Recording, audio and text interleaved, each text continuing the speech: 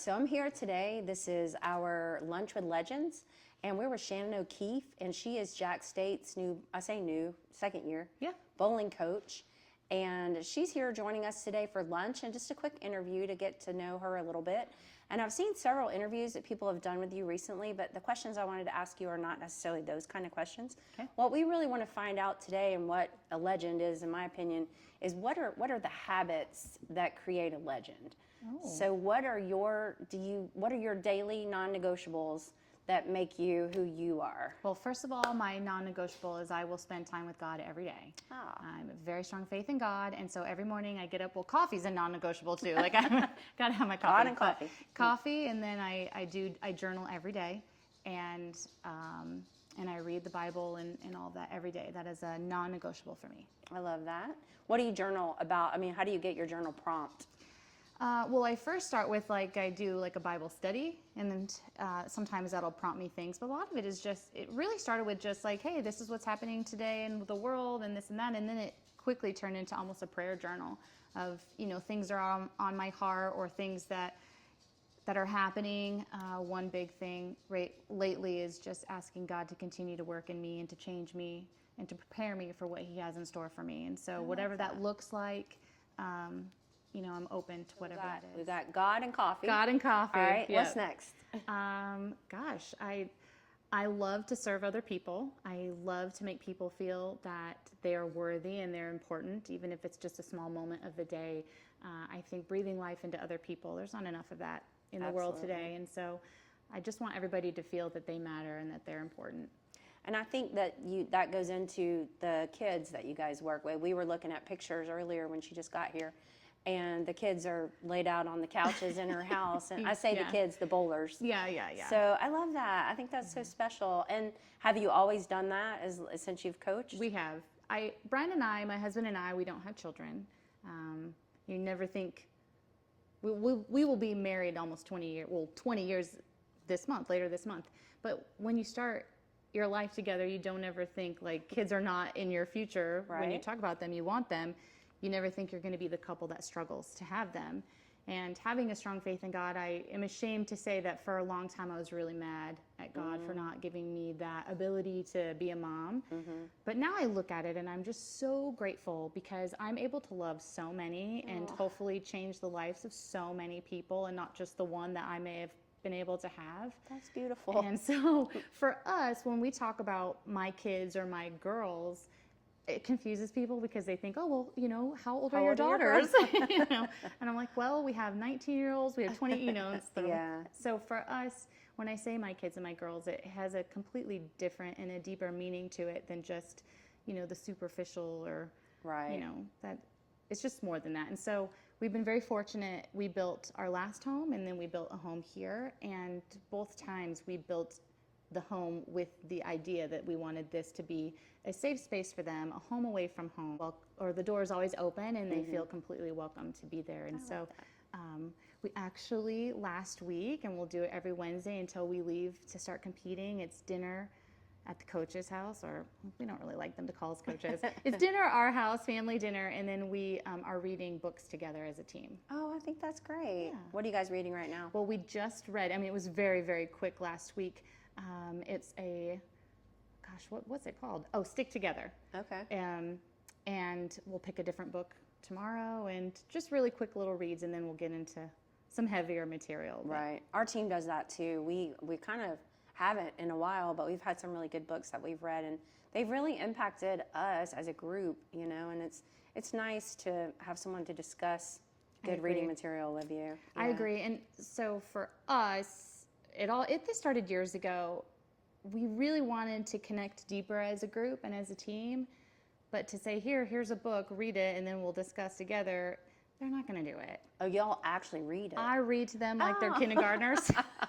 I like that too. And so I give them all a little journal, their own personal journal. I'm never going to read it. Right. It's not for me to know what's in there. Right. But as I'm reading the book, I want them to write down the things that hit them. Okay. And then at the end of the chapter or the book, then we compile it in a team journal.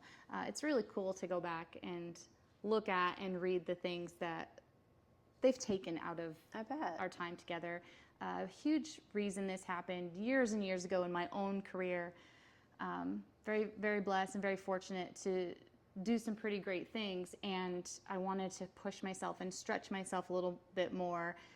I prided myself on, no one's going to outwork me and no one's going to practice more than me, but what can I do to continue to separate myself from my competitors? So I took that stance in a very selfish way to start, and so I challenged myself. I was going to read one self-help book or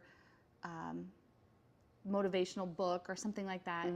I was going to read one every 2 weeks for a year.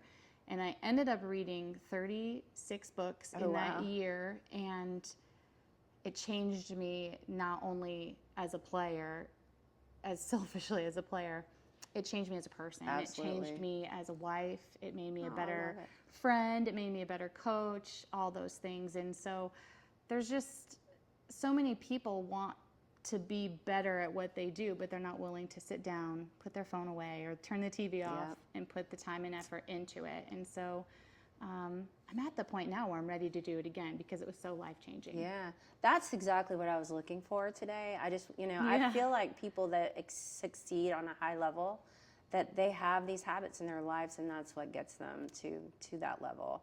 So I agree. You did exactly what I expected. We got there. During that time when you read all these books, were there any real standouts that really made a difference in your life?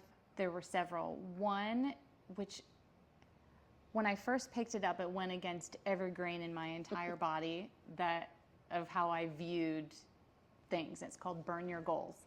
Okay. And I was like, burn your goal? I'm not sure I can get on board with this one. I am a goal setter. And what was so amazing about reading that book was that you can set a goal, but if you don't achieve it, people have a tendency to look at that as they failed. Right. And so I was like, wow, this is really, really hitting me. And it really taught me to learn to be in love with the process of things and not so much the end result. The end result is going to be what it is. And based on your work ethic and the process and all of that and the time committed, you can push that result in your favor, but you still don't have full control over that. And so really focusing on the things I can control, and I can control how I react to things. I can control the effort that I put in. I can control how I speak to people and how I show up, but I don't have control over that outcome. Correct. And so that helped a ton. And then another one was called The War at Work. And this was really more talking about the generational differences. And that one hit me like a ton of bricks. Being a coach, now trying to teach and kind of help mine and my husband's generation connect with our kids.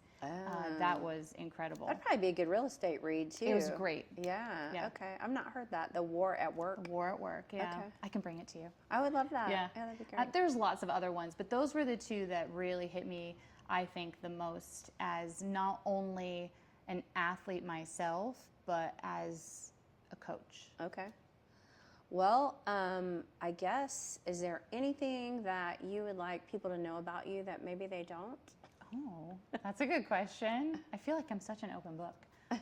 But there's this whole other athlete side of me. I was an All-American softball player growing up. I didn't start bowling until I was 16. I started bowling because there was cute boys, like all the stuff. But I've had such a blessed career. I was an 18-time member of Team USA. I've been able to travel this world. I met my husband because of bowling. And I think very few people in whatever they choose to do can look back on it and say, I was the best in the world at what I did. And I was able to do that and sustain that for several years. And, the backside of it is a little challenging, like it's easy to lose yourself in, oh, I'm the best player in the world, but who am I really? And so that's been kind of the next step for me, and embracing that. Not that I don't want to be the best player in the world, but learning that it's okay to not be, and that it doesn't change my worth as a person. Absolutely. It's been such an awesome lesson, and it's something that I'm able to take back to my girls. Well, we just feel so fortunate to have you here. It's fun when we started doing this little series, whatever you call it, to just like unearth these legends that are just right here in our town. And we're just really glad to have you here. Oh, well, thank you. I think you're a great asset to our community. Thank you so much. I hearing my name with the word legend is, I don't know if I'm ready for that, but Oh, it's thank true. you. That's very sweet. Very good. Well, thanks for being here today. Thank you so much.